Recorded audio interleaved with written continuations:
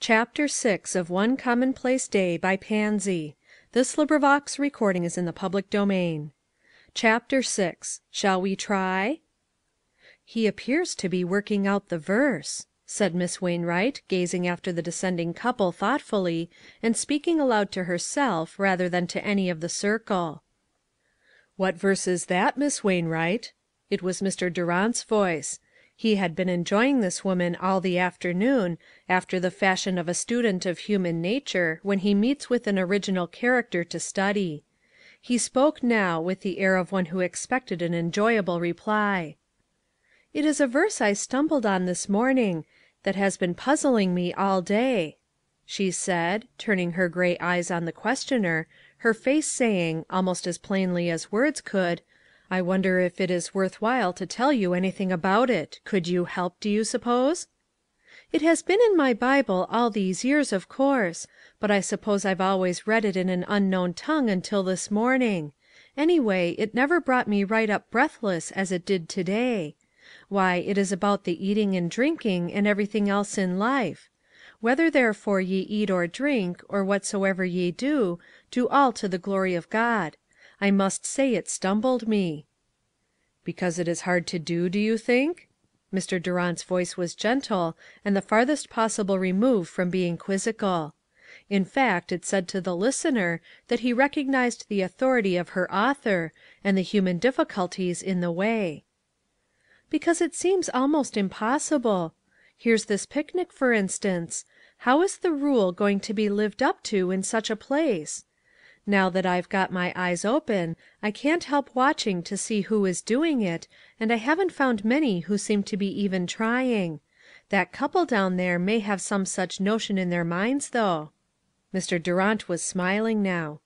"My friend, Mr. Cleveland, spoke to me of having found you in a puzzled state of mind this morning, and since he quoted the verse which troubled you, I have been studying him.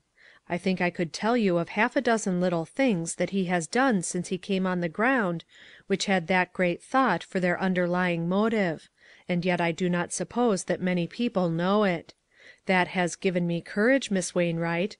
I have remembered that there may be many, at this very picnic, who are engaged in watching for opportunities, only we, not being able to read hearts, are blind to the efforts."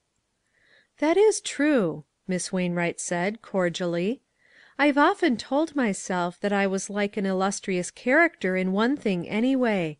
I don't know how many times I have reminded myself of Elijah sitting under a juniper tree and groaning that he wished he could die, because he was the only one left to serve the Lord. It always struck me as rather small in Elijah to want to die just then, even if that were the case; all the more need of his living. But the Lord told him it was no such thing; that there were 7,000 of his people, even in that very country. I think that is one of the most encouraging things there is in the Bible. But a body wants to read it about 3 times a day in order to remember it when we see the goings on that there are in these times." "I have thought of this picnic under the light of that verse to day, Miss Wainwright, and I wondered whether a picnic at Eastwood, which held itself strictly to coffee and lemonade for beverages, was not a step in advance. I was told to day that there had not been one of these public picnics within the memory of the people in which wines had not been brought along, at least a bottle or two, for the entertainment of certain circles." "That is true," Miss Wainwright said, "and it has been one reason why some people would have nothing to do with these public days. I haven't been to a gathering of the kind in 15 years. I said last week that I would go, because the name of it was a temperance picnic, and I meant to go to everything which had that word attached to it. I really suppose that is a thing to be glad of; but the fact is, I was so engaged in being ashamed that it was not the case years ago, that I suppose I forgot to be glad. Still, we have to thank you for even so much. I suppose they wouldn't make a picnic for a temperance lecturer, and then insult him by taking any of the stuff along. But if you hadn't been here, it would have come in some form or other. There isn't a thing being done in this town for temperance, Mr. Durant. Why, don't you think it your duty to stay here and work? There can't be a place that needs it worse." "Come this way, Cleveland," said Mr. Durant, rising, as a party of three came slowly up the hill. "There is plenty of room here. How do you do, Miss Hartzell? You climbed the rocks deftly. I was watching you. Take this seat. Sit down, Cleveland, there is ample room. Miss Hartzell, I should have claimed acquaintance at once if Mr. Cleveland had not introduced me, because I used to have a friend in college of your name, and he resembled you — John Hartzell." Miss Fleming was almost betrayed into a giggle as well as a sneer. To have the name of Hartzell associated with that of a college student struck her as extremely amusing. But Kate's answer was prompt enough. " He was my brother, sir." " I thought there must be a family tie between you; the likeness is very marked. I remember John well. Where is he now, and what is he doing, may I ask?" For a full minute, which of course seemed like 5, there was no answer to this question. Kate's eyes were on the ground, and her face was pale. Curious and astonished eyes were bent on her. Old Joe Hartzell having a son in college! That, certainly, was a revolution to Eastwood. " He lives in Eastwood, sir ; but you would not want to see him. You would never know that you had seen him. He has become a drunkard." "Is it possible?" Mr. Durant's voice was full of pain. "Why, I remember him as a young man of great promise. He was younger than I — was a junior when I was a senior. It cannot be 10 years since he graduated." " He never graduated, sir. He left college in disgrace, caused by drink, and has gone down steadily ever since." "And did I understand you to say that he lived in Eastwood?" All the circle listened eagerly for the answer.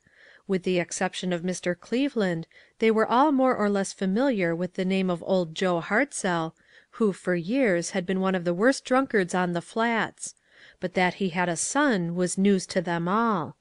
They had always supposed that this one daughter, who appeared on the scene but a few months before, was old Joe's sole family, and that since she had left the hovel in which he hid himself when he was at his worst, he stayed there alone. "He has come to Eastwood, sir, within the last few months. He lives with my father down at the lower end of the town." "And your mother, Miss Hartzell? I saw her once." Poor Kate's lip quivered, and 2 red spots glowed on her cheeks. "Mother died just after John was expelled from the college. She escaped the worst, thank God." "I beg your pardon, Miss Hartzell, for all these questions. They are not prompted by idle curiosity. Do your father and brother live alone?" "He is a married man, sir, and his wife is with them." Miss Fleming curled her lip decidedly, and turned herself quite away from the group.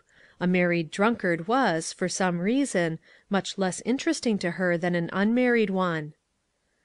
"We are becoming democratic in our customs with almost alarming rapidity, I think," she said, a sneer in her voice.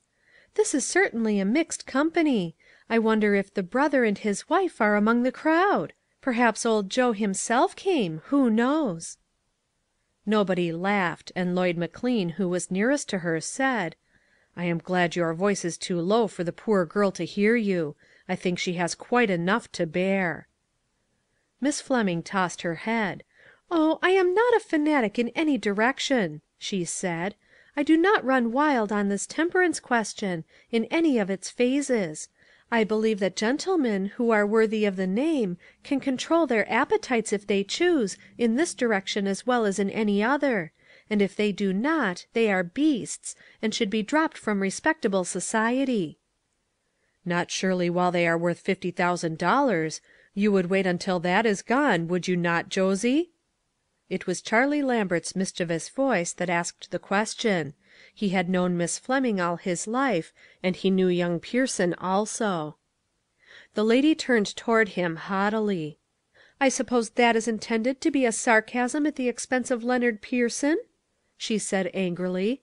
"I don't think it applies. I suppose Mr. Pearson recognizes his right to eat and drink what he pleases, so long as he disturbs nobody. When he lies in the gutter like a common drunkard, or reels through the streets, making himself a public laughing stock, it will be time enough to talk about dropping him. At present he certainly belongs to a different set from old Joe Hartzell." Her voice was loud enough now to be heard, but the attention of most of the circle had been skillfully drawn in another direction. Mr. Cleveland had appeared with a pitcher of steaming coffee, followed by a salver bearing cups, cream, and sugar. "Sit down, Durant," he said, "and let me serve you to some of the best coffee you ever tasted. Here is real cream to develop it with. Miss Hartzell, let me sugar and cream a cup for you just right. There is an art in it. Few people possess the secret. I want you to witness that I do." He resigned his tray to Charlie Lambert, took a seat beside Kate, and not only creamed the coffee, but succeeded in getting her to take it, and, presently, to eat a few bits of the biscuit with which he supplied her. She was evidently having a struggle with her tears. They had threatened her for hours, but during this last experience it had seemed to her that they must burst forth in a perfect storm, that she could no longer hope to control herself. Mr. Cleveland, however, continued to talk in low, quiet tones on all sorts of commonplaces, to which she could listen or not according as it helped her to do, and meantime his form shielded her perfectly from observation; and at last, when he said in an authoritative tone, "Now you are to take the swallow of this coffee and eat this biscuit," she looked up at him with grateful eyes, in which the tears were standing that she meant should not fall, and tried to do as he said. When he saw by the color of her face that she was getting firm control of herself, he leaned toward her with a kind, "Let me arrange that shawl a little more comfortably," and spoke low while he was doing it. "You ought not to be hopeless, as I saw by your tones that you are. You do not know Durant. If you did, you would thank God on your knees that he used to be your brother's friend. He will not forget it, nor him. I know now why he could not carry out his plans and go West this morning. God has work for him here.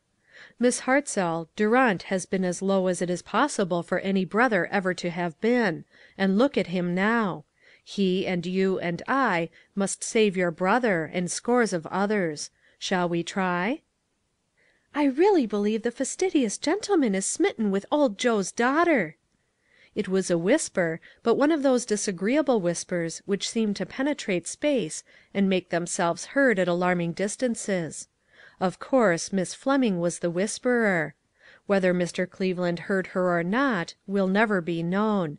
His face wore a look of the most perfect unconcern, and he only said, "Let me warm your coffee a little, Miss Hartzell. This breeze blowing around here is very insolent." But Lloyd McLean's face flushed over the intended insult, and he darted an angry glance at the whisperer, just as Charlie Lambert, presuming upon his long intimacy, said angrily, "Upon my word, Josie, I would have a little regard for humanity. I think the poor girl has had enough to bear." Meantime, Mr. Durant returned abruptly to the subject which he had himself broken in upon when the trio came up the hill. "I did not answer your question, Miss Wainwright, as to why I did not find my work here. Let me answer it by asking another. Why don't you people who are set down here do the work, so that there would be no need for outsiders?" "Humph!" said Miss Wainwright, and her way of using that exclamation made it equal to a half hour's talk from some mouths. "I wish we knew enough to do anything, or that there was anything we could do. If there is a place of its size anywhere in the world more cursed with alcohol than Eastwood, I don't want to hear anything about it, for this is bad enough. There hasn't been a thing done here for the cause of temperance in years." "Then I must repeat my first question with emphasis. Why do you permit such a state of things?" "Why do I? How am I to help it? I am nothing but an old maid, Mr. Durant, haven't even a husband to talk for me or vote for me, which perhaps is fortunate, for 10 chances to 1 that he would talk and vote the wrong way, if I had." This caused a burst of laughter from nearly every one in the group, save Mr. Durant. His face was grave. "The influence of one good woman is a power in a community. I can never forget what my mother was in a town of this size, and she had to work alone. I remember as a distinctive feature of my boyhood the temperance prayer meeting that she helped sustain. You can certainly do so much for the cause in this town, Miss Wainwright?" No, we can't. Nobody would come to one except Doctor Brandon, and he would have to drag the meeting along after him. He has enough of that sort of work to do now. I don't believe in adding to it." "Nor do I, but I believe a parlor prayer meeting, to which your pastor received a cordial invitation not to come, would rest his soul as nothing has done of late. Pastors everywhere are left to lead in places where they should be permitted to look on and say, 'Thank God.' Is there any good reason why you, and one other woman whom I know, and Mr. Cleveland, and Mr. McLean, and any other people whom you can persuade to come, should not meet in your parlor or in Mr. Cleveland's parlor, and spend an hour in prayer for the cause of temperance?" "Who is the other woman? I suppose that would be a prayer meeting, sure enough, and we could appoint it ourselves. Keziah would come; she is temperance to the core. I never thought of it. That hints at an answer to one of my puzzles, too. I went into my parlor this morning and asked it what under the sun it thought it was doing in the world, anyhow. It is a great big room, Mr. Durant, furnished well enough, and it gets swept and dusted regularly, and that is about all. Oh, when I entertain the church societies I open it, of course; if they are for the glory of God; and I hope they are, though sometimes I have my doubts. Why, then it does so much. I'll try for that. Well, what else?" CHAPTER VII.